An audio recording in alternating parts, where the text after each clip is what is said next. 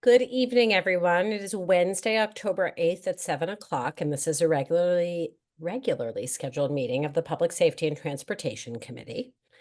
At the start of the meeting, I'm joined by Councilors Lucas, Downs, Bixby.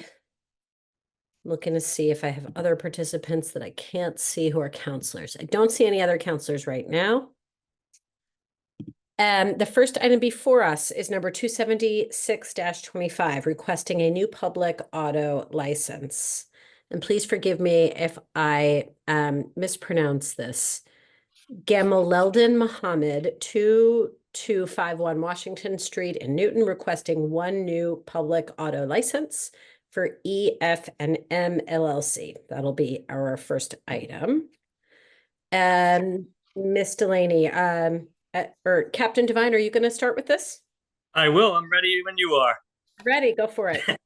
Well, thanks for having me tonight. This is a little bit different. In years past, these taxi medallions used to be about 100, 200 of them. Now we're down to about 6 requests. But we are happy to say on October 1st of this year, Sergeant Schlegel went out and reviewed EF and M LLC, spoke with Ms. Mohammed, and that his vehicle is good to go. It passed all inspections done by the Newton Police Department. Thank you. Do we have any questions or comments from members of the committee about this request for a new public auto license? Thank you. I am Muhammad. Oh, hello. Well,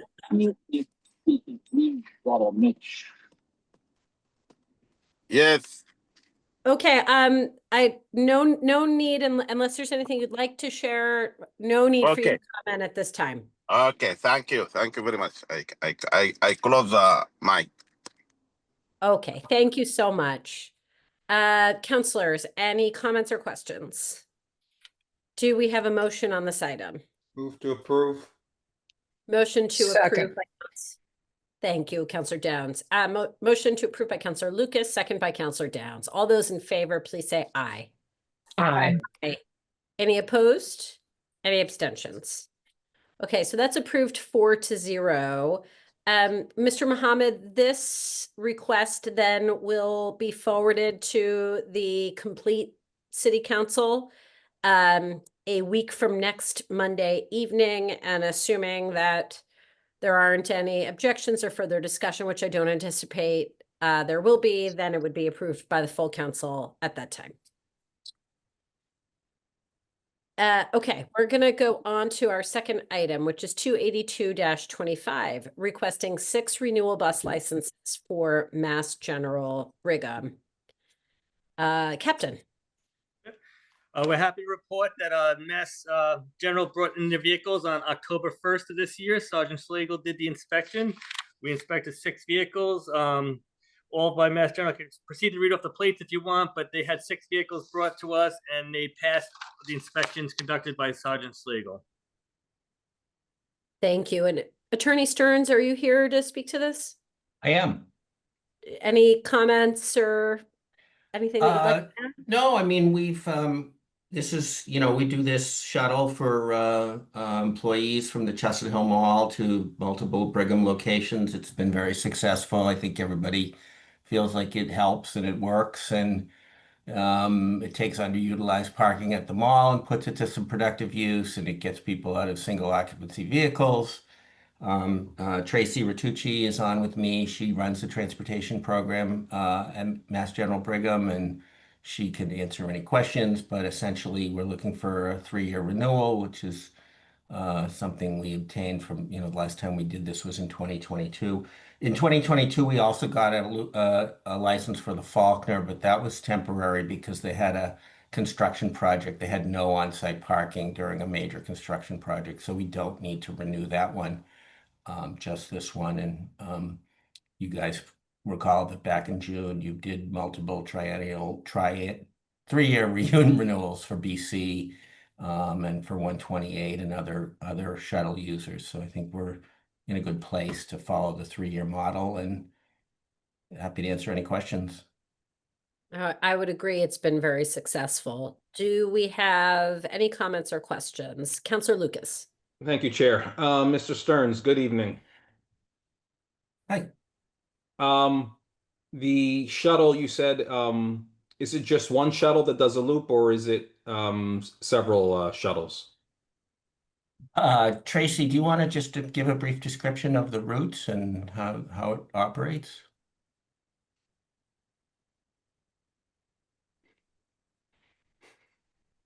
I saw her. She's not there? No, she is. Yeah, She's working on she's- unmuting, I think. Unmute. Oh. Are you having trouble unmuting? Here, I am able to click a button that says ask to unmute. Is that doing anything? There we go. Oh, you were unmuted for a second. There you go. Thank you. I probably pressed the button too many times. Thank you. Yes, there's 4 shuttles that operate the route. It's every 15 minutes during the rush hour, and then there's 2 shuttles drop down during midday, and then 4 come back on in the PM rush. The reason for the 6 shuttles is that there's 2 extra in case one breaks down. Okay, thank you. Now you, Mr. Stern said that they're just the shuttles are just for employees only. Is that correct? The shuttle is mixed use, but at Chestnut Hill, it is for employees only for the Parkers. But patients are welcome to board at 850 or at Brigham. 850 Boylston Street. Street. That's the one in Brookline, correct? Yes, yes, Okay. So the shuttles go from the Chestnut Hill Mall to 850 into Longwood, and then a loop like that, correct? correct. Okay. And patients can use them only At at the, only at 850. They can't get on in Chestnut Hill. correct, that is for the registered Parkers. The registered what? Parkers, Parkers? the people that are parking in the garage. And then Oh, I think what she's we- trying to say, Counselor Lucas, is that we don't have a lease with the mall for parking spaces in their parking lot for patients. We only lease parking spaces for people, so employees will drive to the mall, park their car for the day, and get on the shuttle. I don't know, I think if a patient were there but not utilizing our parking, I would imagine the driver would let them on, but it's not marketed that way. It's really meant for the employees, but you know, and we don't want patients inappropriately taking advantage of the parking that we're not leasing for them. Okay, I see what you mean. So they could use it if they weren't using the parking, if they were dropped off and then get on a shuttle to go to Longwood or wherever. Does that sound right? That sounds about right. Okay. Yeah. All I mean, right. we're not going to put up a sign that says that patients can park all, for hours and hours at the Chestnut Hill Mall in spaces we're not renting from them. That would be interfering with our relationship with the owner of the mall Sure. under our lease. But again, we're not going to tell a patient they can't get on if Yeah. if they're Okay. there. Yeah. All right. Yeah, I just wanted to see if patients could use it, but it's so-so. All right. Thank you. I'm all set, Chair. Okay, thank you, Counselor Lucas. Do we have any other questions for members of the council? Seeing none, is there a motion on this item? Move to approve. Motion to approve by Counselor Lucas. Any further discussion before we vote? Seeing none, all those in favor, please say aye. Aye. Aye. Any opposed? Any opposed? Any abstentions? Okay, that's approved 4-0. Thank you very much. You. Yeah, thank you. We are going to move on to 124-24, requesting a discussion with the fire department. And this is Counselor Grossman requesting a discussion with the Newton Fire Department on year-over-year data, which may include fires, injuries, inspections, hiring, and overtime. And I see that we have been joined by Chief Gentile and Assistant Chief Bianchi. Thank you both very much for being here. I would love to hand the floor over to you to go over your data and a general overview of any other relevant updates from the last time we spoke to tonight, and then we'll take comments and questions from the committee. Thank you, Counselor. I did prepare a short PowerPoint presentation. I think I can share it. I will try.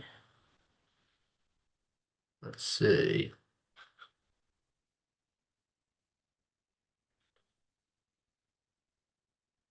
Nice job.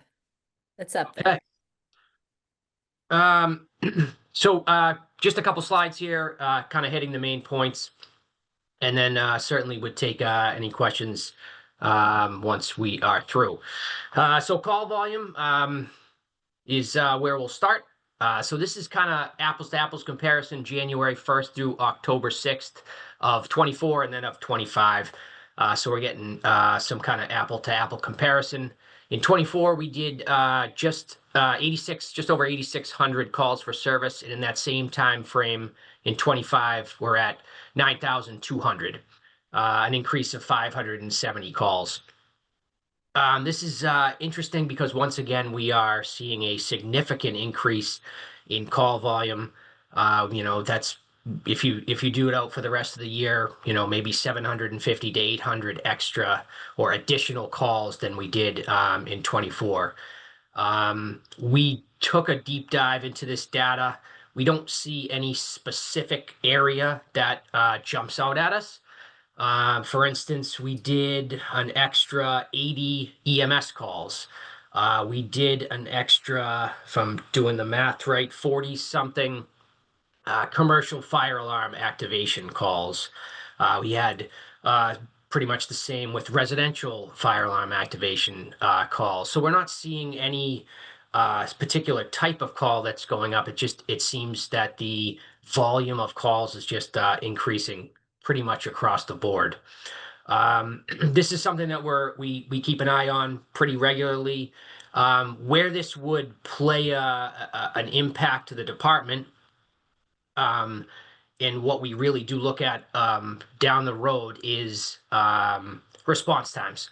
So you can imagine that if these numbers continue to increase, we would really want to make sure that the response times aren't increasing. That's ultimately what we gauge as we have enough equipment and apparatus in the city to handle the call volume. Next, structure fires. So we talked about this in 24. We had a really large number of fires. We had a total of 25 structure fires, and included in those 25, 7 of them were working fires and 7 of them were multiple alarm fires. Those are really significant fires. That was and we talked about this just at the end of 24. That was a really monumental year for us fire-wise. And it just shows if you look at 25, where we have 10 total structure fires with 2 working fires and 1 multiple alarm fire, it kind of shows that the unpredictability of our job, where just last year we had really a significant amount of firework, and this year so far, and hopefully it will continue to be slow, has been a slow year. One interesting note there, one of the working fires and that multiple alarm fire from 25 were on the same day. So it's just another interesting note that it's very difficult to predict in this line of work. Just threw out some coastal ambulance responses just for reference. So coastal ambulance has done 8,400 calls to date this year. And that's a lot of those calls we do with them. So 5,800 calls we actually responded with the ambulance, but they also do some other calls that we do not go on. Some specific calls that don't require a fire response, and 2,500 of those calls they did without a Newton fire response.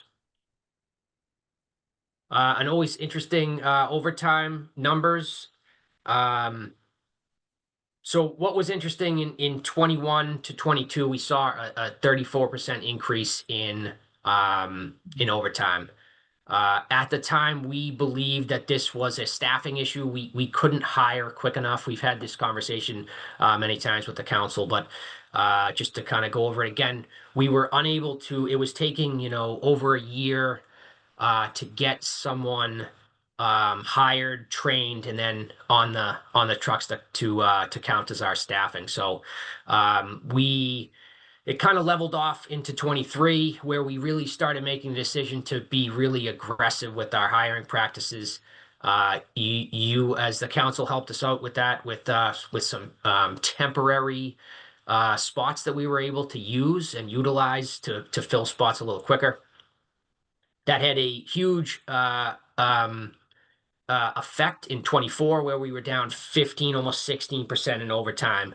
And then in 25, once again, down another 11%, and actually lower than the 21 overtime numbers. And that's with having some contractual raises to go along with that over the years. So we're happy with these numbers. We think that we're doing the right thing with our hiring practice. And I think it's the next slide. The assistant chief who has joined me will go over some of the real-time numbers that we're dealing with right now. Thanks, Chief. So just starting off with vacancies, we currently have 5 vacancies right now. And jumping into the hiring process, we are in the process of hiring 5. We are interviewing candidates next week. They're about kind of in the middle of the process. They still have to do some other steps along the way before they can go into the academy. So we're a little bit ways away with them, but we're moving as fast as we can with those. Injuries, we currently have 3 what I consider long-term injuries that are in different various steps of the retirement process, so we can predict those will be openings at different times in the future. 3 are what I call short-term, which they're working hard to get back to their assignments, and those should be coming up pretty soon also. An apparatus update. I feel like I've been talking about Engine 7 coming for a long time. It's finally here. I think it took 2 years, 2.5 years. That was put into service September 12th. The old Engine 7 will be a spare for us, so we'll use it if one of our main trucks has to go out for repair. Ladder 3 is ordered. It is 2.5 years. I don't have an actual date yet, but we expect that not to be here for at least a couple of years. And that's all I got. Thank you, Chief. So that's kind of the overview, and we'd be happy to take any questions. Thank you both very much. Let me turn to the committee. I have Counselor Downs and Counselor Lucas. Thank you, Chair. I guess my question remains just as a follow-on morale. How are we doing in terms of morale and camaraderie and overall relationships? I think we're doing well. We haven't seen it's a tough thing to gauge sometimes, but we haven't seen many issues come up. And that typically means that the morale is high. And one of the things when Mike and I started was a real focus on the stations, a real focus to get the stations where these men and women live for 24 hours and make sure that these stations are in good shape. So I hope that our efforts are going towards morale, and I think they are. And Chief Bianchi's really spearheaded that and done a really good job making sure that these stations get what they need. It's excellent news. Also, I'm really excited to see that engine's finally in-house, and I saw the pictures in I think it was the mayor's newsletter. Very exciting stuff. Congratulations. Yeah, thank you. All set, Counselor Downs? Yes, okay. Yes, and the mayor actually shared some pictures in her long-term financial plan overview the other night as well. It looks great. Counselor Lucas. Thank you. Yeah, the fire truck looks good. Do we get to drive it, or is that union rules? We'll talk offline, Counselor. Yeah, sure. I just want to first of all just say we had a fire around the corner from me on Prescott over the summer. Your guys got there in record time, I swear. Now, granted, the station is just around the corner, but thank you so much for putting out that fire and minimizing any damage to the neighborhood. I really appreciate it. Yeah, thank you. And so that's definitely one of those 10 structure fires. And you know, quick response gets you a lot of times where we're able to get in there quick and extinguish it, and then it doesn't become one of those major working fires or multiple alarm fires. And that was the case with that fire there. Mhm. And did you determine what was the cause of that fire? I'm gonna have to look that one up. If you give me a call, I'll we can certainly talk about it. Got it. The other thing in your slide was you were saying the difference between working fires and an alarm fire. What's the difference between the two? Okay, so basically a structure fire can be a one alarm fire, which you know, the fire we just spoke about, and that's basically the initial alarm happens. We send our 6 pieces. If we can extinguish it at that level, then it's a single alarm fire. If it needs to be elevated from there, it goes to a working fire. So that's you know, a bit of a distinguishment where we say this is a significant incident, this is a significant fire, and it does get a few more resources devoted to it. After that, you go to a multiple alarm fire. So second alarm gets an additional 4 pieces of apparatus, and third alarm from there gets an additional 2 apparatus, and so on and so forth. So it's kind of a distinguishment of how much resources are needed to bring the incident under control. Okay, so does that mean like a working fire is worse than an alarm fire? Yeah, single alarm fire is the first thing, then a working fire is kind of an intermediary between the first and second, and then it kind of follows suit, second alarm, third alarm, and so forth. Okay. Okay. All right. Good. Okay. That's good to know. Let's see. I think you said you had 5 vacancies and you have 5 recruits that you want to hire. That's good. But on top of that, how many other recruits does the department have in the training academy or, you know, down on the farm or something? Do you have an Yeah, idea? so we do not. We're in the hiring process, and some of those vacancies are what we added to kind of those temporary spots that we were filling. So really, it's these temporary spots have really allowed us to, you know, a couple years back we'd be hiring 1 person right now, but because of these spots and the aggressive nature of hiring, we're able to hire 5, which we actually have, and we're going to have those vacancies. So we don't have anybody in the academy now. We're working pretty hard to get those folks onboarded and in the academy and ultimately on the trucks. Okay. And are you or is the department having any issues in finding recruits to attend the academy so you can get them on board in the department? I mean, is there a good, dare I say, pipeline of good candidates that you can select from? The candidate pool from our civil service list has remained steady since I'd say the past 5 years. There was, and I think we've talked about this. There was hundreds of candidates when the assistant chief and I were trying to get hired 20 years ago. That number has dropped, but we still do see a significant amount of people on the list that are trying to get the fire job. So to this point, probably something we're keeping an eye on, making sure that we still have that good hearty list, but it's not a concern right now. Okay, good.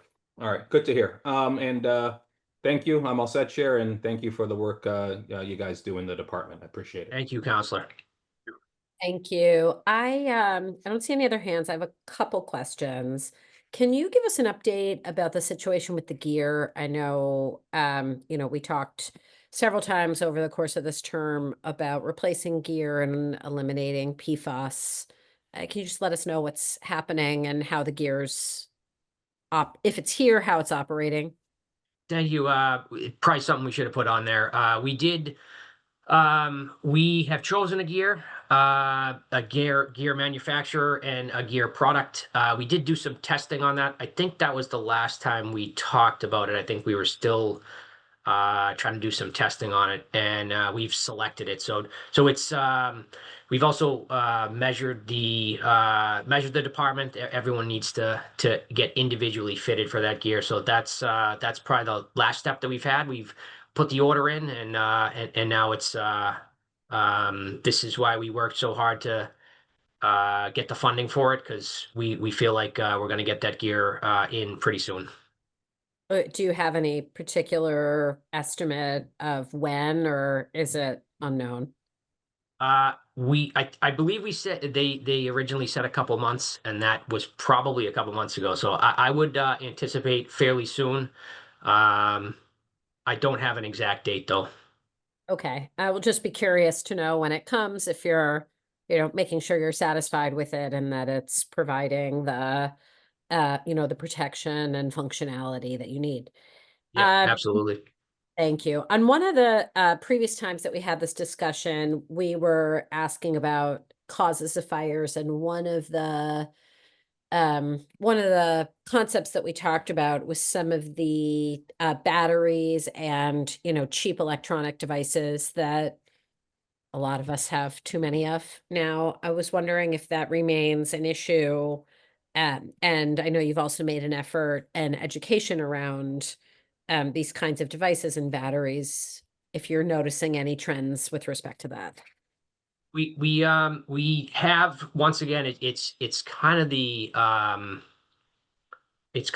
topic around the fire service still. I know the fire marshal has done a lot of social media pushes on it. We've done our own kind of campaign that's trying to get the word out.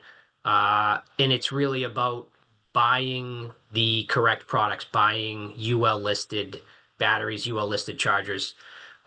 We haven't seen a huge uptick in fires directly caused by that, but we've had our share.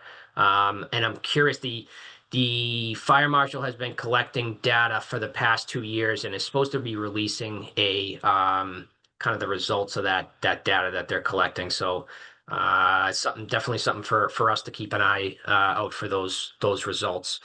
But it continues to be something that is a concern, and is definitely a fire risk.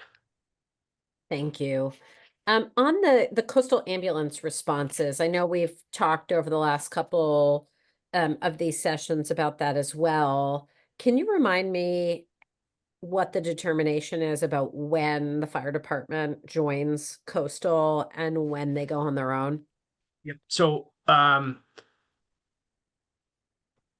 the call for a medical emergency medical service goes through dispatch, and what dispatch does is they vet out to the best of their knowledge with the information that comes in, what's a life-saving call. That is I guess that's kind of a gray area at times too, but so we make a determination, and it's coded basically alpha through echo, alpha being maybe a sprained ankle, echo being cardiac arrest, right? Those are kind of the extremes.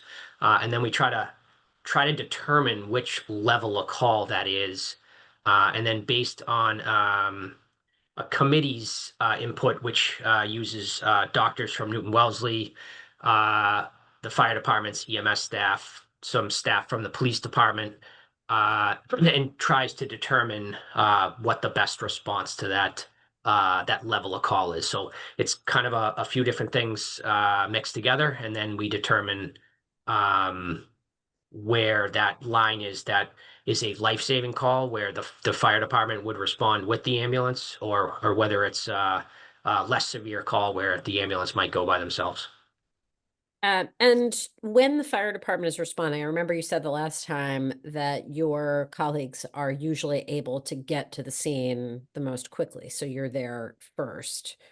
Is the fire department charged with administering emergency medical care before they arrive, or is it more that you know, you're assisting and clearing the way, you know, for the ambulance to be able to do, for those emergency service providers to be able to do their work. No, so we actually, yeah, we initiate the emergency medical care if we are arriving before the ambulance. We can do BLS. You know, we all every piece of apparatus has a defib, for instance. And you know, it's obviously it's found that the quicker you get a defib on someone, for example, the higher the positive results can come from that. So that's a perfect example of where we would initiate care and then turn that care over to the ambulance. It's also kind of important to note that the in a severe emergency that you know, it takes quite a few hands to in the field to both initiate emergency care and then get that patient into the ambulance and to the hospital. So that is a big role that the fire department takes on as well. So I was just thinking, as you were going over the statistics, that we talk a lot in the city about how we have sort of a disproportionately aging population. And I think along with that, you might expect that these kinds of calls will increase over time.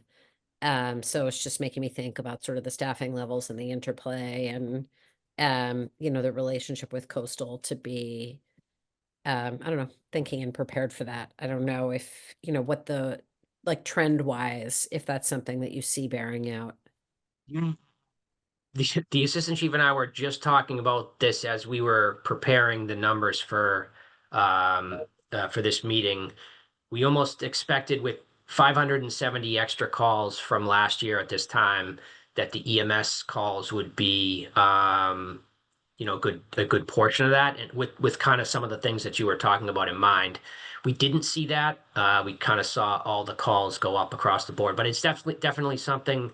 It's a real easy statistic for us to follow, EMS calls and the volume of those calls. So, but I agree, it's something that we keep an eye on. I'll be interested to continue watching that over time. Interesting also hearing the update about overtime, and it's great that those numbers are coming down. It's obviously still a really sizable number.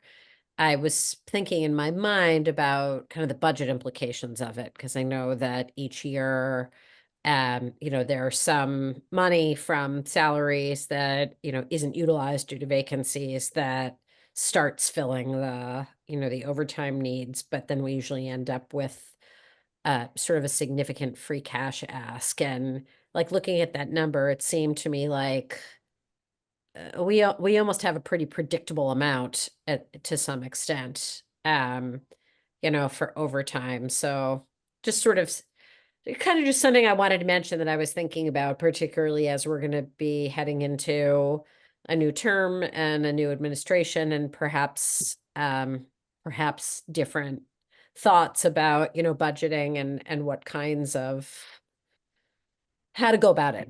That it seemed to me to make sense to kind of prepare for that from a budget standpoint rather than just wait and assign free cash. I don't, I know I'm sort of putting you on the spot and even mentioning that concept, but It's actually a occurred to me as I conversation. was looking at it. It's a conversation that we've had with Maureen for the past couple of years. We did see an increase in our overtime budget in fiscal. I get these mixed up. It's fiscal 26, and we're actually trending. And I don't. It's really early, but you know, we're hoping to be in a good spot at the end of 26, fiscal 26, to you know, maybe to not have to come and use that ask for free cash. So we'll it's too early, but we'll that's kind of the goal. Okay.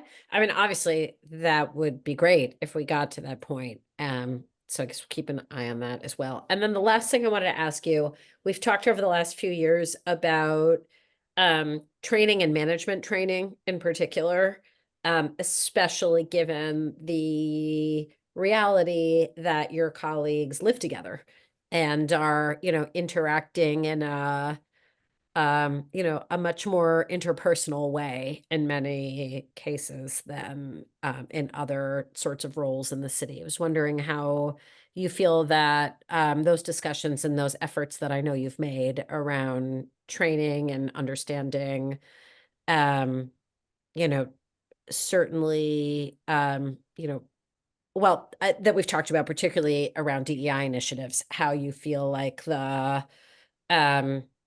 efforts are working and if you have seen palpable improvement. I mean, I think so. I think the last few trainings we've done, I think were eye-opening trainings for some, but I don't think it's a crane and forget type of thing. I think this is just like all the other trainings we do, whether it's EMS or fire responses or accident responses or technical rescue. It's something you got to keep training on. We did meet with an instructor just recently to try to secure some additional training for the winter. Met with Michelle Peasy O'Brien, and who brought in an instructor that she wanted us to meet and talk to, and we kind of liked some of his concepts and ideas about a new training. I don't think we've Chief, we haven't signed the agreement to that, right? No, but it is something that we're going to continue to do, and that is something we just met with them last week, so we're hoping to find the right trainer and bring another round of that training in. Well, thank you for your continued efforts on that front. And as Councillor Lucas said, of course, a big thank you for all that you and your colleagues continue to do. We are so appreciative. I don't see any other hands at this time. Let me just go back to councillors. Do we have any other questions or conversation among the council? Okay, in that case, even though we're nearing the end of the term, I'd ask for a motion to hold just in case we have a need to discuss again before the end of the term. Motion to hold. A motion to hold by Councillor Downs. Any discussion on the motion before we vote? Seeing none, all those in favor of hold, please say aye. Aye. Any opposed? Any abstentions? Okay, that's held. Chief, Assistant Chief, thank you. Really appreciate it. Have a good Counselors night. for the opportunity. Thanks, Chief. We are going to go on to items 123-24 and 152-24. 123-24 is requesting a regular discussion with the police department of police data, including crashes, types of calls, numbers, and dispositions. And 152-24 is requesting a discussion with the police on body cameras in the Newton Police Department. I thought I would just put them on together so that we can sort of discuss all together and, you know, not have to have it taken up separately. Thank you very much, Chief McMains and Captain Devine, for joining us. I would love to turn it over to you. I know, Chief, that you sent us over email some information. Are you able to share that on your screen, or do we need Ms. Delaney to help us out with that? I did not prepare that, so if Ms. Okay. Delaney wants to help with that, I'm happy to go through some of that. Ms. Delaney, would that be okay? Can you Yep, put just a moment, please. Sure, thank you.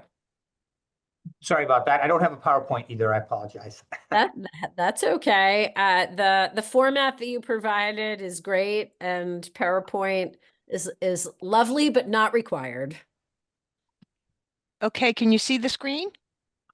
I'm starting, yes, but right now I see mostly the agenda. So if you Okay. could just maximize the There we go. text. Oh, much better. Thank you. You can see it? Yep, we can see. Yeah. Okay.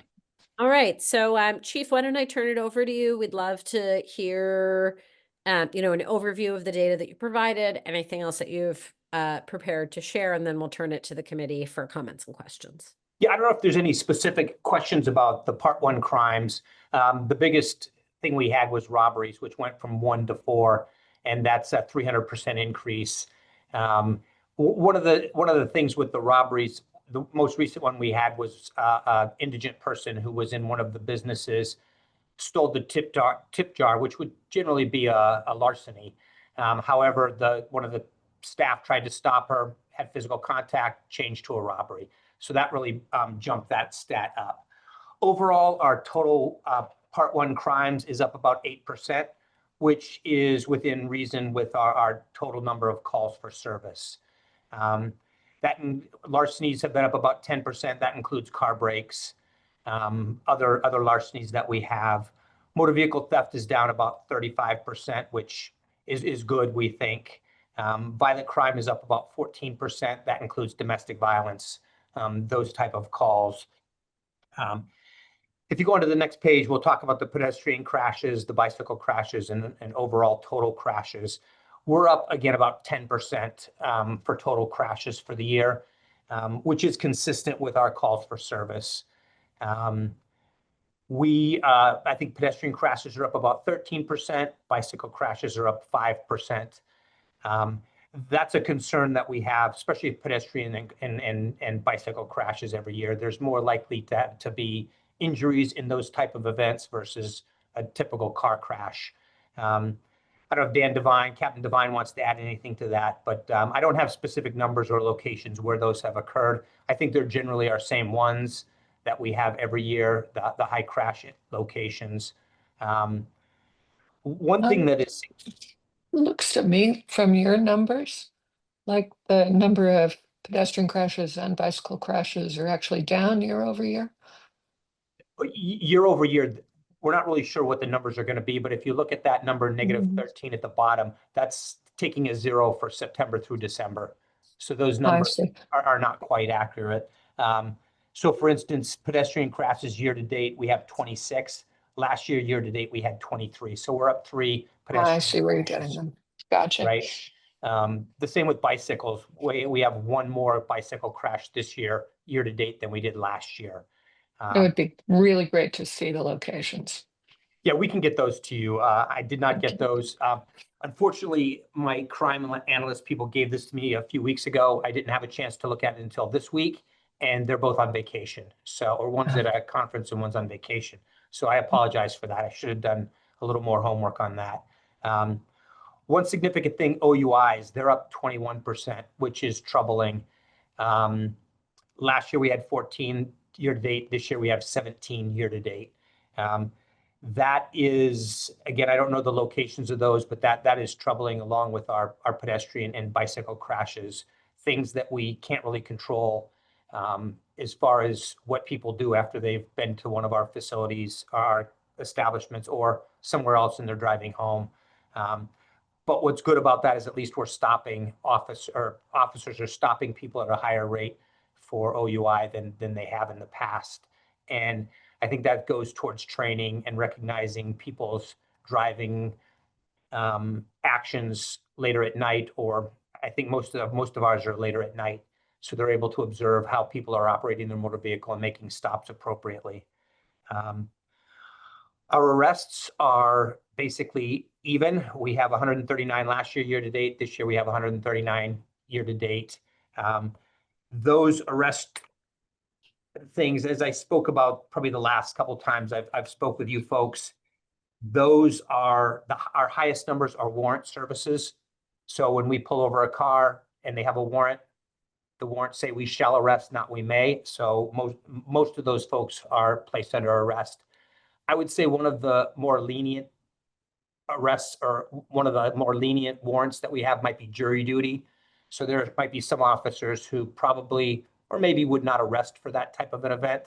But again, that's our highest number is warrant services. The next one is domestic violence, obviously. That is another we shall arrest. Those aren't on there, Danielle, but I just thought I'd throw those in there when we talk about total arrests. They go up and down. Again, there's no way for us to control that, and we just hope that folks are living in peace at their homes, and we don't have to respond to those. But again, these are not only spouses and partners who have abuse; it's children sometimes, and those are troubling for us as well.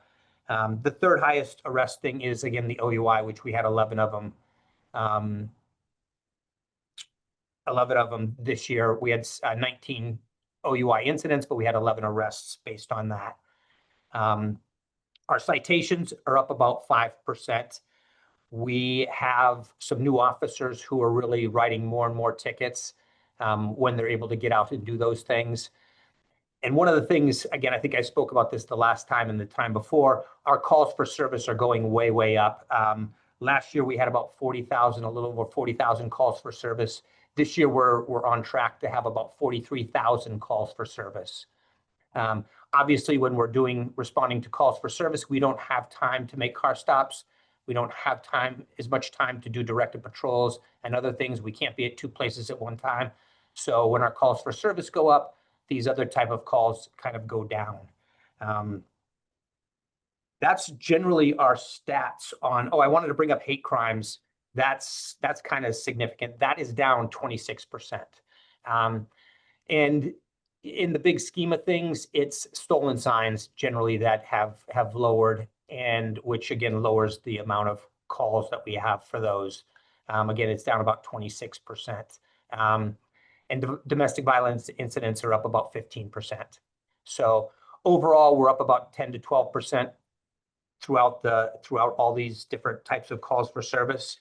And again, I think that's consistent with what we have for calls for service. Again, last year we had about 40,460. This year we're on track to have 43,453 calls for service. So up about 9%, give or take. Our citations, if we look at those are probably unfortunately, Mike Bozier, our crime analyst, didn't put last year's cites on here, but I did a quick number on these, and the numbers are pretty consistent with what we had last year. They're down about 2 or 3% for citations when you look at that. Arrests are about the same. About a third of our tickets are Newton residents. About a third of our arrests are Newton residents. And again, most of our arrests are for warrant services and domestic violence and OUI. Those are the three biggest drivers for our arrests. What was the first category you said, Chief? Warrant service. Again, so if somebody has a warrant for their arrest, we again, the law says we shall arrest for those warrants, along with domestic violence. That's it for most of our stats. I wanted to go through those quickly. One thing I did want to talk about after listening to the fire is our staffing. And that will go into our body camera issue as well. Our staffing is about 133 officers right now, down from 149 we're budgeted for. So that's about 16 bodies we are down. We had 2 officers in the police academy, and unfortunately the fire folks are gone, but one of our recruits actually started the academy and left because he wanted to be a firefighter. So most unfortunate for us, but good for the fire department. So one thing that is really nice is we just completed 14 background investigations. Well, actually we did, I think 18. We did 14 background investigations. We did 14 interviews, and we are likely going to hire 14 starting January. They won't all start at the same time. We'll split those up into 2 different groups, so they're manageable for our FTO program, but we hope to have those. Again, that would be nice if that put us up to only down 2 bodies, but unfortunately, again, as you all know, I'm retiring in January. We have at least 5 officers likely retiring by the end of the year who've been out on 111F injury on duty. The officers involved in Lincoln Street, we filed on their behalf for accidental disability. They will likely be gone by the end of December, and those will be vacant spots that we'll be able to fill, including 1 promotion to sergeant. One of our officers who's out long-term is one of our sergeants. So that will be something good that we have. And again, it ebbs and flows. So sometimes we may hire 7 officers in a given year and we retire 5, or we hire 5 and 7 retire. We kind of are stuck in this same pattern between 133 officers and maybe 137. We're down again 10 or 12 officers pretty consistently. One of the things that we're doing to counter that right now is, I think I spoke of this probably in one of the last couple meetings, is we have in both contracts to talk about staffing our shifts and how we're going to manage our shifts. one of the things we've been talking about is going to straight shifts, which would eliminate some of our staffing issues. Not all of them, but some of them. Right now, we staff about, I think our minimum staffing is 10 on the day shift. We have 12 on a first half shift, meaning an evening, and then we have a minimum of 8 on the overnight. The overnight shifts and the evening shifts rotate schedules, so we have to have the same amount of officers staffed each platoon. So whoever's working a first half one night is going to work a last half the next night. And so therefore, we have to maintain the same amount of bodies in each platoon to manage that staffing. If we were to go to straight shifts, we could lower the overnight shifts to a more manageable number, which would give us availability to move some of these officers to specialty positions. Dan Devine is down 3 officers, I think, in traffic. We're down 2 or 3 officers in the Detective Bureau. And we're also down in patrol. So one of the issues that have popped up in patrol is if we're down staffing and we're down below minimum staffing, we have to take bodies from either traffic, community services, support services, or the Detective Bureau, wherever the junior folks are, to fill in for the vacant patrol spots that we have open. And that causes some issues with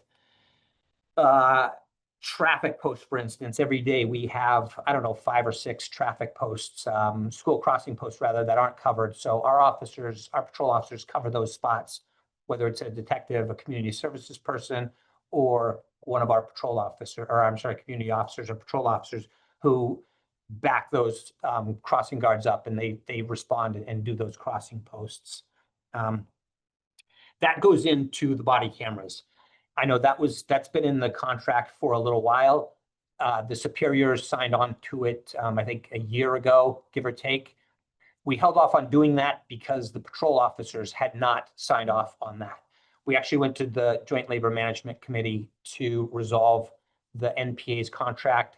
That was settled earlier this year, and we were awarded the pilot program for the body cameras. However, within service training, one of the other things that was awarded through the JLMC was tasers. So every officer now will be outfitted with a taser. The superiors have had it for about a year. Now the patrol officers are going through that now. That within service, which is annually starting, it usually starts in August, middle of September, beginning of September.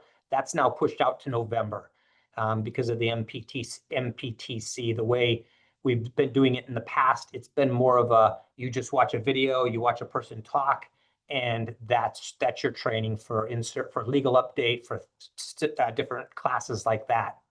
One of the things that the MPTC wants to do is have more interactive trainings, where maybe you're taking a class online, a video class, and you have to stop and answer questions, or there's some sort of engagement. So it's engaging our officers instead of just sitting there watching a screen, watching a video of, no offense to any lawyers who might be listening, but you listen to a lawyer talk about legal update and you don't get to interact, you don't get to ask questions, you don't get to do any of that. So the MPTC is really trying to streamline their training so it's more interactive and involved. Again, that won't start until November. So once that starts, we have to put all our officers through that, in addition to our taser training, in addition to any other training that we happen to have. That pushes back the ability for us to start body camera training because we have all this other training that has to be done. And this is really increased over the last probably 2 to 3 years, shortly after POST took effect, where certain trainings are mandated by MPTC. There's other trainings that our detectives have to do, or our school resource officers have to do, or our traffic folks have to do to maintain whatever certifications they have. So that's really the driver behind when we can put out our body cameras. We would love to do that because I think stats have shown that officers are more polite. We've had complaints about rudeness, right? And I think officers know that they're being recorded. One of the other benefits, in my opinion, to body cameras is, for instance, we had a knife incident down in Stearns Playground earlier this year. And towards the end of the event, we had some bystanders who came in and started videotaping once that person was arrested. They missed the whole first 7 or 8 minutes of that when we de-escalated. We got the offender to put down his knife. on knives. I think he had 2 of them. So those are things that we think are vitally important for us to have body cameras, rather, is to, again, have a clear, transparent thing from start to finish for our calls for service, where we don't have that right now. And the folks who do show up and start filming us, they really miss that whole first part. Whether it's good, bad, or indifferent, at least we have a full sense of what happens at an incident. So again, as I'm retiring in January, it would be great if we could introduce those prior to that, but we won't. I don't think we'll have an opportunity to do that. I am putting together a list of items that I think are important for the next chief, whether that's accepted by the new chief or not. I'm definitely going to provide that. So hopefully whoever that person is, they'll take some interest in what I have to say, as well as our command staff who have some thoughts on how best to move the department forward. That's essentially what I have. If there's any questions, happy to answer. Sure, we'll go to questions. I'm sure we'll reiterate this at the end, but since we ended on the note of your retirement in June, the first thing I just have to say is an enormous thank you for a lifetime of incredibly professional service. And I can't even begin to imagine all the things that you've seen and done over the course of your career. At some point, I would love to sit down and hear about it in greater detail. But my experience with you as our chief, I've loved working with you. I found you to be just incredibly thoughtful and hardworking, kind, easy to talk to, so approachable by the community. I'm very sad to see you go, but also very happy for you to be able to move on to this next chapter in your life. So with that, I'll take a few questions. And like I said, I'm sure we'll revisit this topic again, whether it's tonight or by the time you say goodbye. Councillor Downs, then Bixby, then Lucas. Thank you, Chair. Chief, I'm going to not repeat any of that, but it's true, except for the June part. I know it's January. And we'll miss you. Sorry. Yeah, I'm thinking January's already passed myself. I mean, it feels like August out there, except for this morning. But that was a remarkable report and very candid, and I really appreciate it. A lot to dig into here, but I'll keep it just to the things I'm thinking. The calls for service going up. To me, that says people trust you enough to call you, which is a good thing. But perhaps you have a different interpretation of why calls have gone up this last year or so. Yeah, there's no real stats on why that happened, but one of the things I've said at Dedication to Community, I've said at our Community Police Academy, which we had last year, we just started our first one tonight as well. And one of the things that I've said a number of times is we want to hear from our public, right? If we don't know what's happening, we can't fix the problem. We've met with the interfaith clergy folks, and they've talked about anti-Semitism, they talked about Islamophobia, and they're fearful of the police. They don't want to report certain things, and they have third parties who report things to us, which we're happy to take those calls, but we really want to hear from the public themselves who are victims of certain crimes or incidents, rather, maybe not necessarily crimes, but incidents, because we do want to track those, and we do want to make sure that the public is safe. And again, if we don't know what's happening, how do we properly respond and be prepared for that? So. Right, exactly. Plus, you want to know, that people feel like when they call you, it's not going to make a bad situation worse, which unfortunately can sometimes be the case.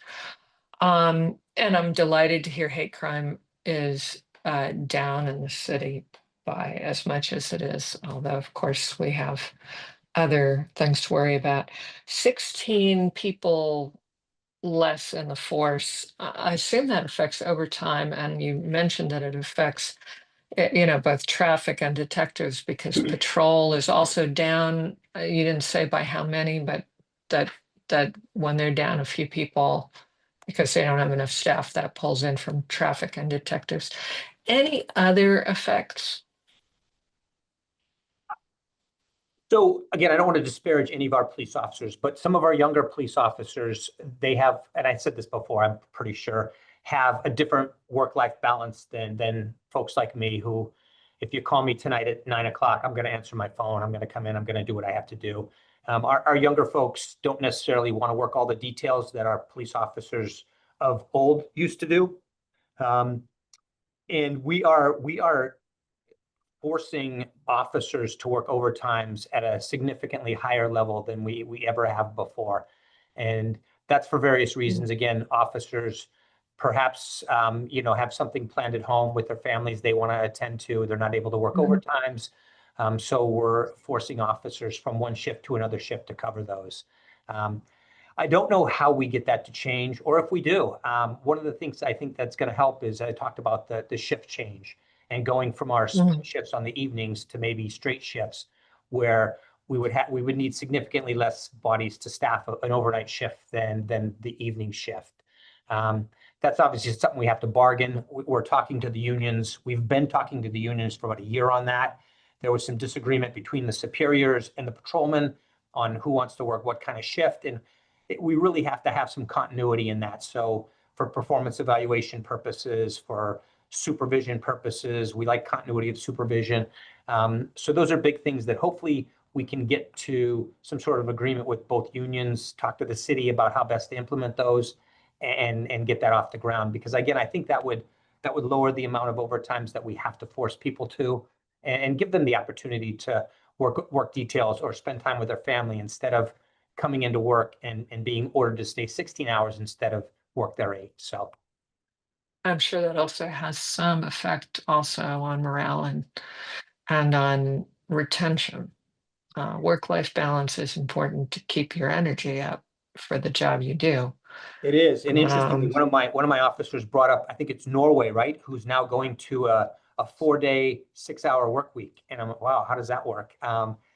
Not that we can necessarily It's do that. wonderful. I do one. Of course, then I also do this job, which blows that out of the water. But yeah, a 4-day, 30-hour work week. It's great. Because then you really can take care of everything and you're not sort of fudging around the edges during the job, during the day, or worrying about it during the day. You can focus on the job. Anyway, thank you so much. I've appreciated working with you. I think you've brought a level of integrity and candor to the office and made some great appointments. And it's been wonderful working with you. Best to you if I don't talk to you again before. Thank you. Thank you. Counselor Bixby, then Counselor Luke.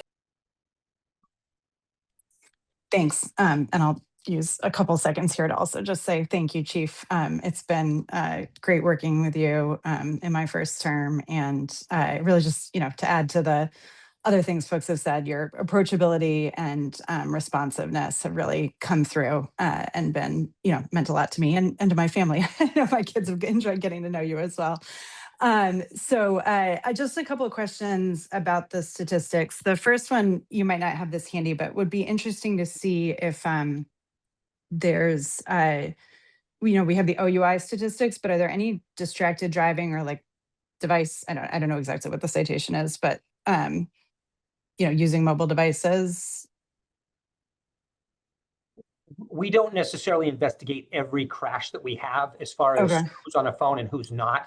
Captain Devine might be able to answer that too. However, I can say that a significant amount of our citations, a significant amount of crashes are due to distracted driving, whether it's signage, whether that's being generous, right? Usually it's people on their cell phones, people doing whatever. Every day, every single day, I come in through Washington Street from the Wellesley line down Washington Street all the way to the police station. And every single day, I see a number of people right next to me with their cell phones in their hands. Interestingly enough, probably 2 days ago, I was going home the same way, and traffic is stopped heading towards the firehouse there at Common Wash. And I look to the right and I see a gentleman on his phone with his foot like up on the dash. And I beat my air horn. He looks to the front, he looks behind him, doesn't see anything, goes back to his phone.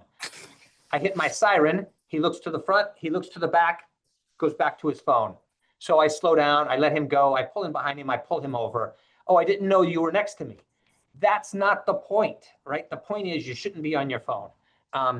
So if you talk, I'm sure all of you have driven down any one of our streets and seen that as well. So it's, every time I make a car stop, I try to make it an educational experience where, listen, this is why I'm stopping you. Maybe you didn't see me.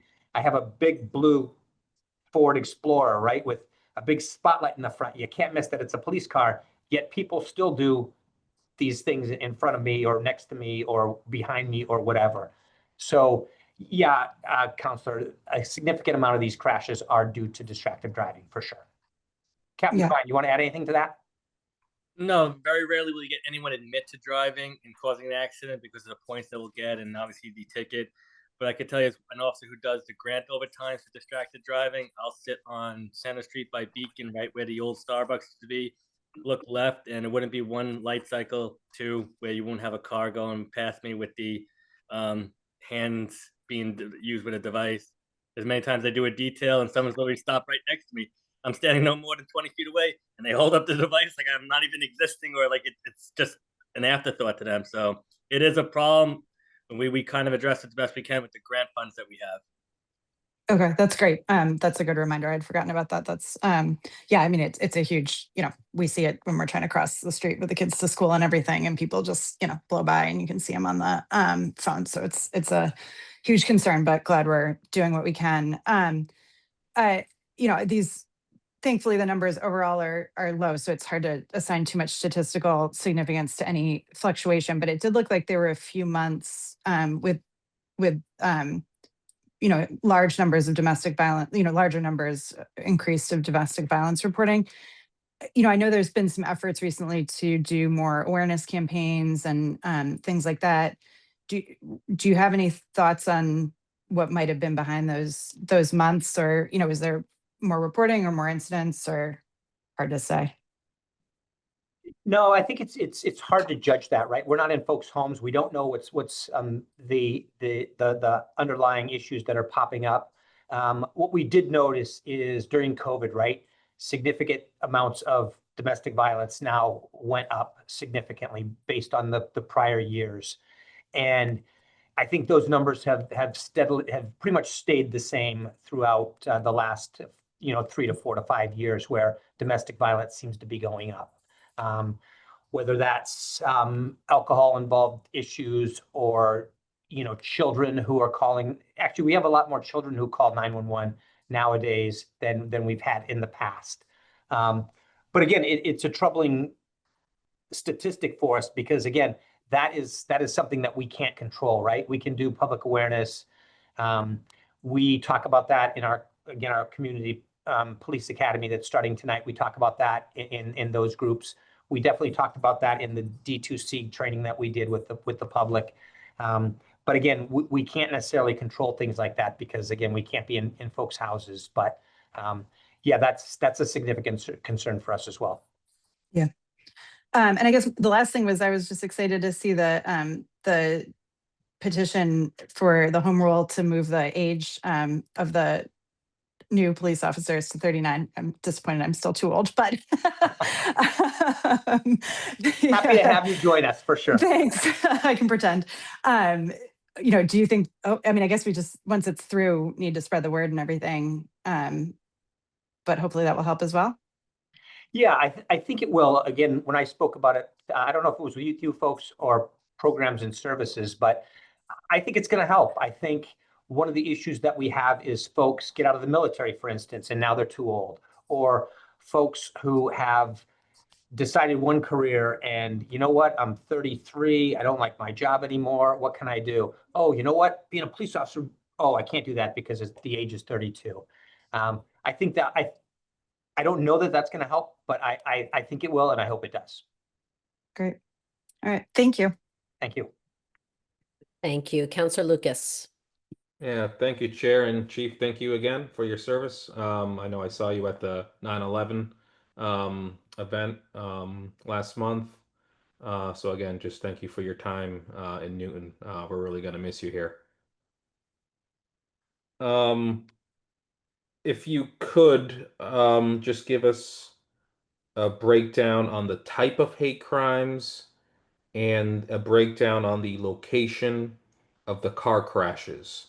Maybe the top five, top six, just go to top five crash locations. I think I have a good idea of where they are. I've seen a chart, and they're usually around the Circle of Death in Newton Wellesley Hospital.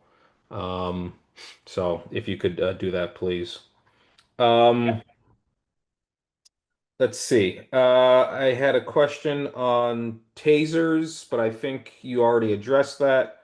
I was at Upper Falls Village Day, and I think it was I was talking with Officer Lau, and he actually asked me, "Hey, do you want to see what it's like to get tased?" And I'm like, "No, nope, I'm good, but I'm glad you guys are using them." When you use them, do those get reported? And if so, how many times has an officer used a taser? I think we've used it twice. Interestingly enough, or maybe 3 times. Interestingly enough, we have one of our residents who lives in the Newtonville area, who has been a problem with us for, gosh, 20 years at least. Domestic violence incidents. We show up, he fights us. Just it's been a mess. Shortly after getting the tasers, we responded. He came out of his house. He immediately started fighting the police, knocked one of our officers down, took off running. We tased him. We were back at his house probably 3 weeks later. He was up on the 2nd floor. "I'm not coming out, police. I'm not. You're going to have to come in and get me." And interestingly enough, a supervisor showed up on scene, taser on scene. He comes downstairs. He puts his hand behind his back, and he's very compliant. So that's a positive thing where, again, I got tased. It's 5 seconds of discomfort. We'll call it that. If I ever see you folks around, ask me, I'll show you my video. Happy to do that. I think it's a great tool, right? It's come a long way from the old tasers that used to shoot in a different fashion, deploy different probes. These are less than lethal, right? Hopefully we're not gonna, nobody's gonna die from these. And that's what we want to do. We'd much rather have, I forget what Taser has a tagline that they put out. They want to decrease officer involved deaths by, I forget what the percentage is. And I think we're doing that. I think we're being successful with that. Thankfully in Newton, we don't have a lot of violent issues where we pull our firearm, or, I mean, we do have a few every now and again, but the numbers are lower compared to other communities for sure, which makes us one of the safer cities in the United States and in Massachusetts, which is good for all of us, right?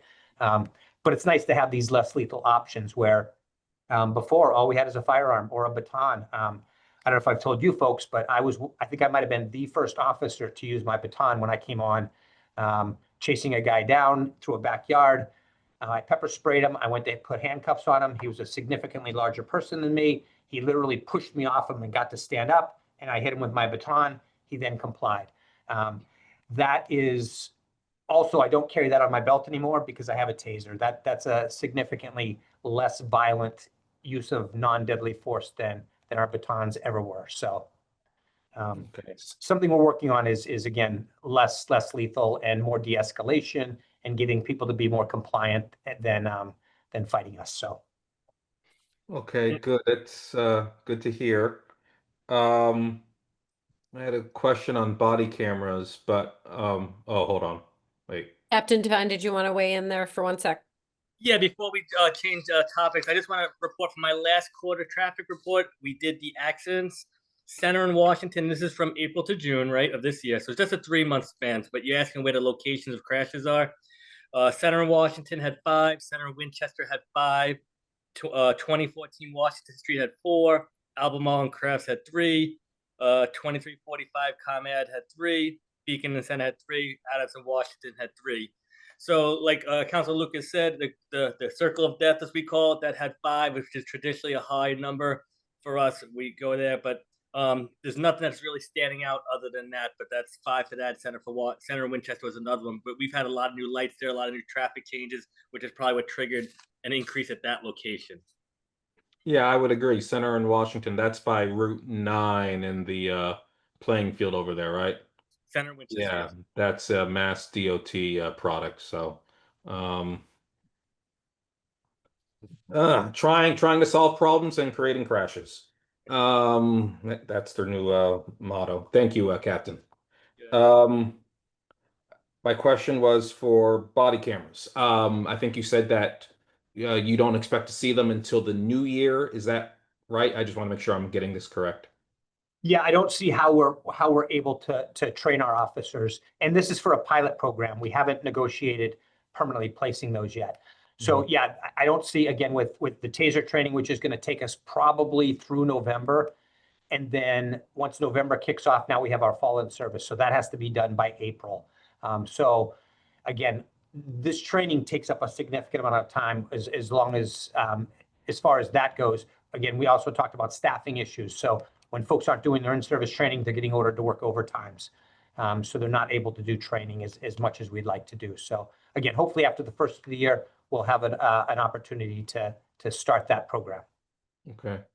And I think you mentioned a post commission in your opening remarks. Just want to verify that every police officer has completed their post commission certification. Yes, we are actually on the first round of recertification. So the first group, I think it's A through L maybe, or A through H. They are the first group to be certified. So they're going through the recertifications. And right now, every one of our officers are certified, yes. Okay, good. And how long is that a certification round good for? 3 years. 3 years. Okay, good. Very good to hear.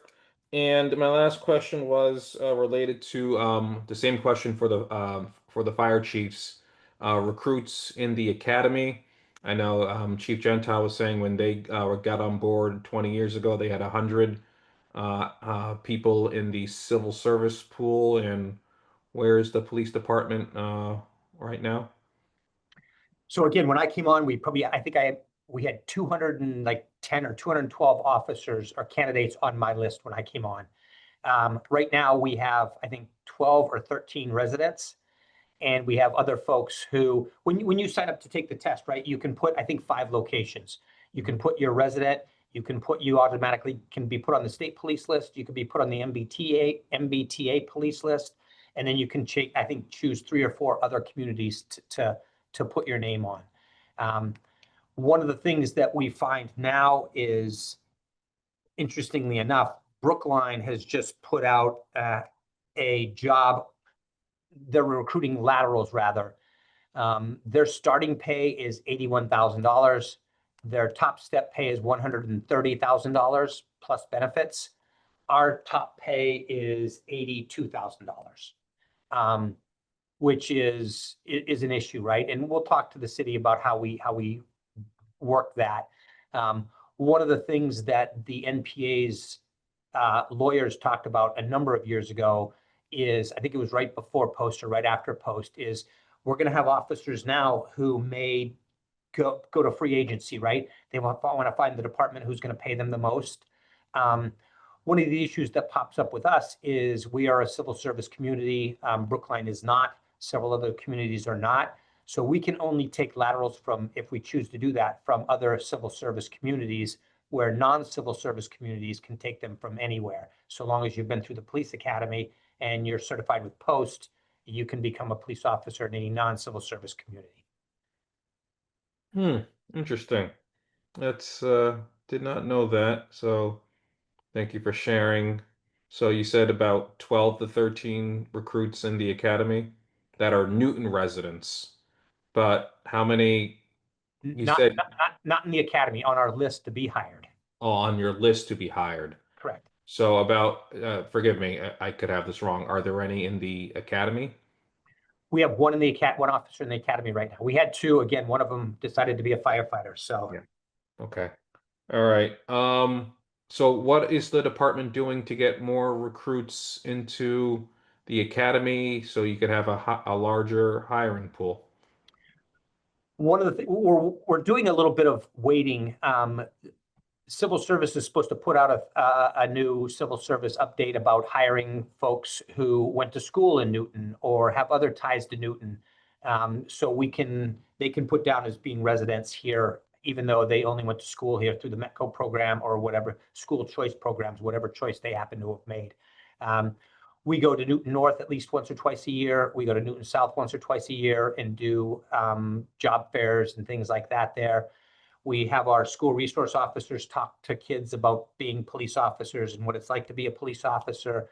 We had an agreement with Pine Manor and I forget the other school, maybe LaSalle and another school to do an internship program here. We've kind of stopped that because Pine Manor went out of business or whatever. They closed the school down.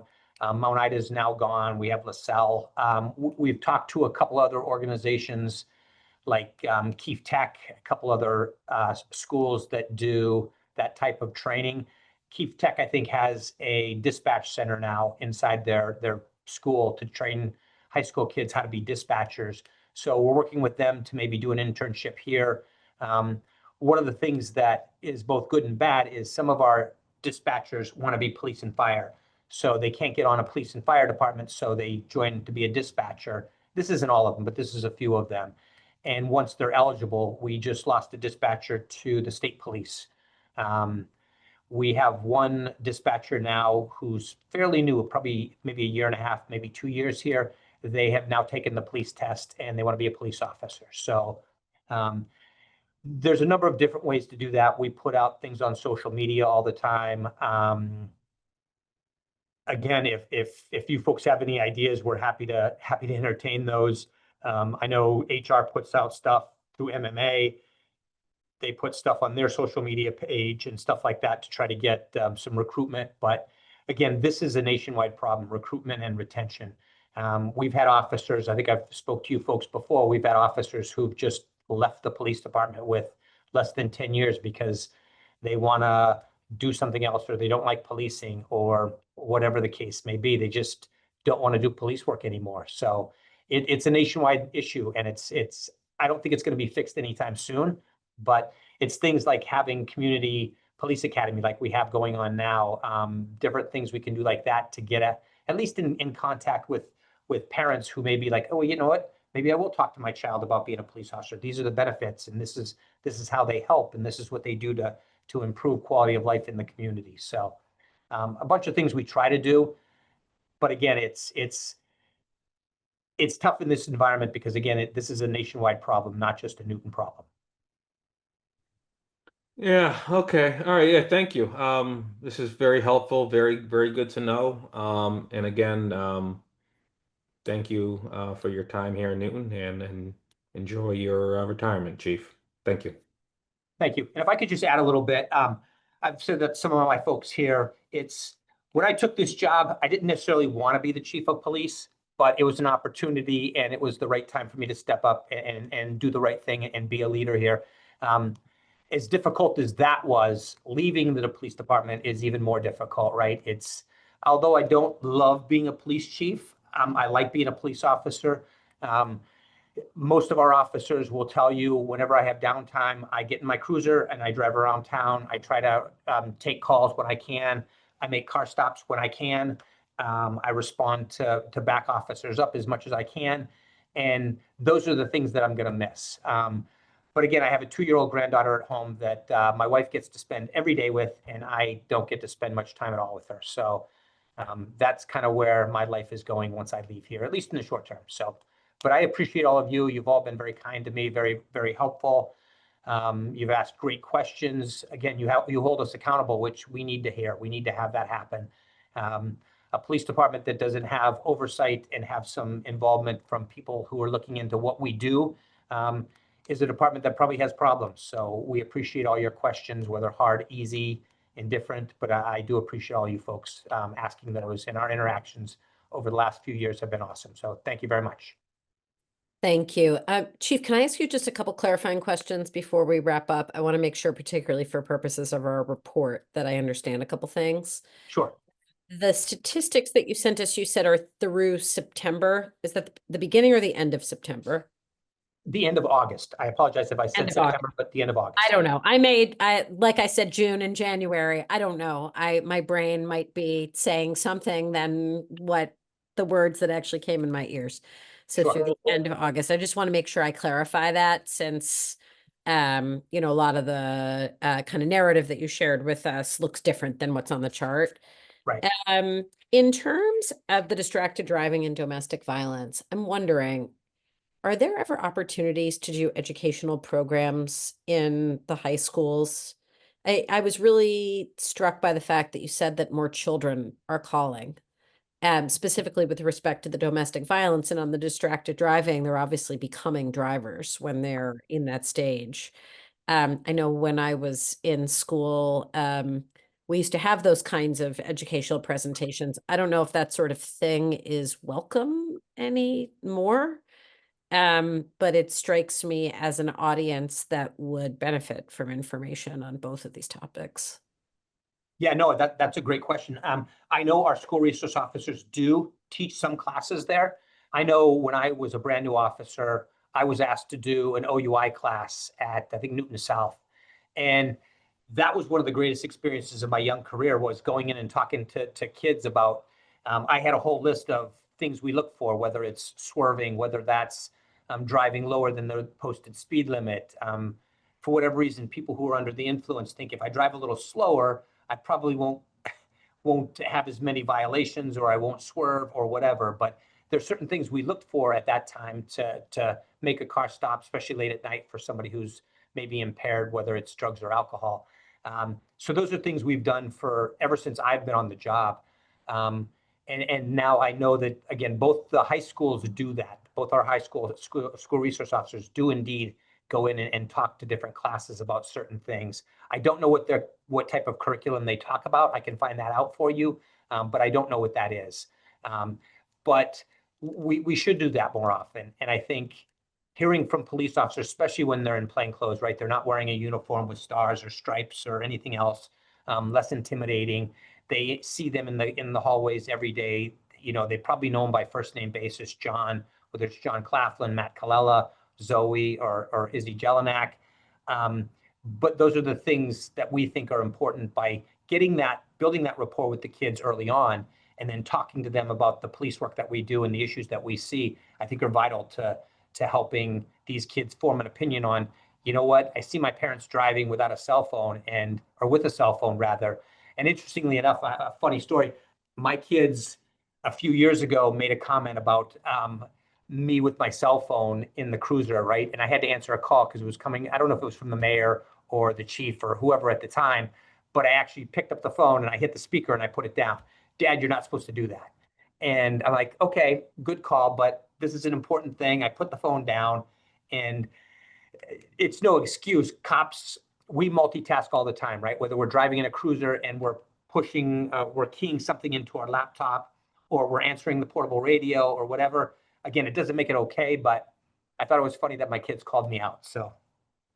Yeah, I mean, and actually it's interesting that you're mentioning it from that perspective of kids calling out their parents, because I think that is smart. I mean, certainly I can think of times my daughter has called us out on things, but I was really thinking about it also because people are, these young people are, then starting their journey behind the wheel of a car, and, the more you can impress upon them, the danger of distracted driving early, but your other point is just as valid. On another topic, the OUIs that you talked about that are up 21%, are you largely seeing, are those alcohol driven, or does that include OUI drugs and other kinds of intoxication? I don't have the specific numbers, but yeah, that's OUI drugs and OUI alcohol. Significantly more alcohol than drugs, but yeah, we have both. Okay, I was just curious if we've seen any increase on the drug front. When I first became a counselor was when the laws around marijuana changed. Obviously, we've had implementation of that law, stores open over time, and had not actually anecdotally heard that that category was rising. And I don't know if you know, but as you're looking into the numbers in the future, that's something I'd be interested to know.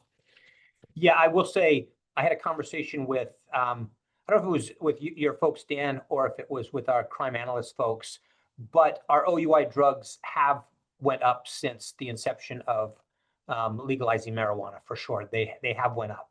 I don't know what the specific numbers were, but they have went up. But again, I think generally speaking, we have more OUI alcohol than we do OUI drugs at this point. Okay.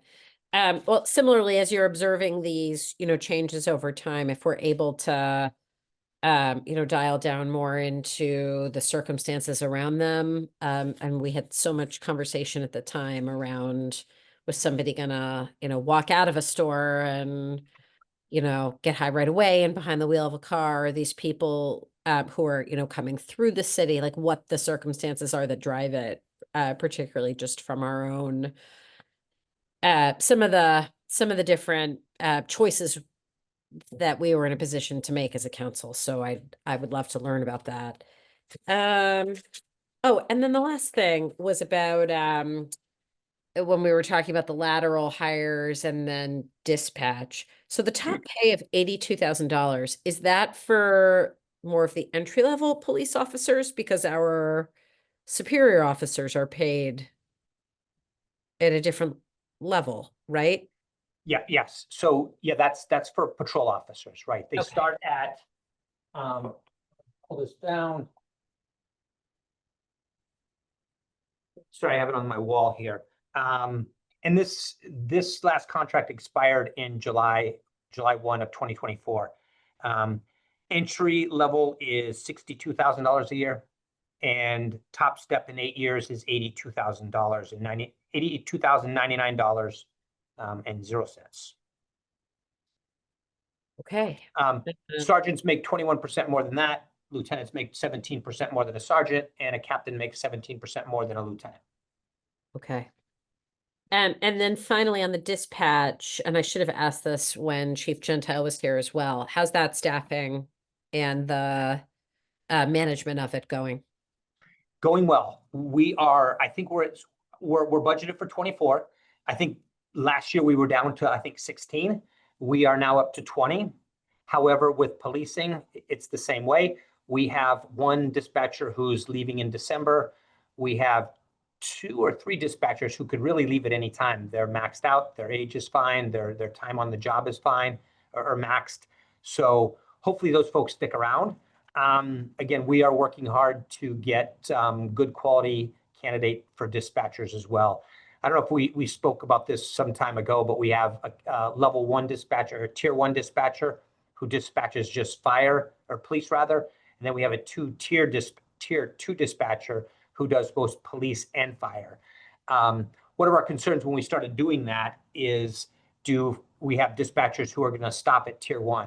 And we were really concerned about that because we need dispatchers to fill overtimes, and you can't fill overtimes necessarily if all you can do is police. You need to be fire certified as well. So knock on wood, all of our folks are tier 2 dispatchers. We have a couple in training now who seem to be well on their way to being tier 1 and then tier 2 following that. So again, we have 20 dispatchers right now. Hopefully we keep going up, but again, we have several folks who can retire. So I'm glad to hear it's been going in the right direction, and thank you for your continued attention to it. So that's all my questions. Do we have any other comments or questions from the committee? Okay. So seeing none, we need motions to hold on both of these. Item 123-24, which is the discussion item about sort of statistics and general overview of the police department. Can I have a motion to hold on that? I'll make that motion. Motion by Counselor Downs. Any discussion on that? Seeing none, all those in favor, please say aye. Aye. Aye. Any opposed? Any abstentions? Okay, that's held 4-0. And then on 152-24, I'm still thinking hold is the right motion. And no, you want to NAN it, Counselor Downs? I would NA on it because we're not going to get around to it if you look at our calendar. And I don't want to spend one meeting just NA-ing things. Okay, well, and to be fair, Chief, you did say we're not going to see an update before the next year, which is the beginning of the term. So is that a motion to NAN, Counselor Downs? Yes, it is. Okay, motion for NAN on 152-24. Any discussion on that? All those in favor of NAN, please say aye. Aye.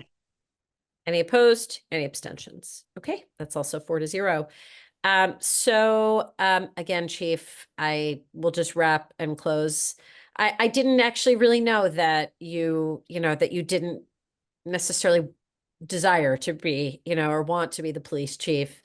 Regardless, you've been an excellent police chief, and I'm so glad that you did it. And thank you. And please share our thanks and gratitude, certainly to you, Captain Devine, and to all of your colleagues in the police department for all you do all the time. I know they don't hear that enough.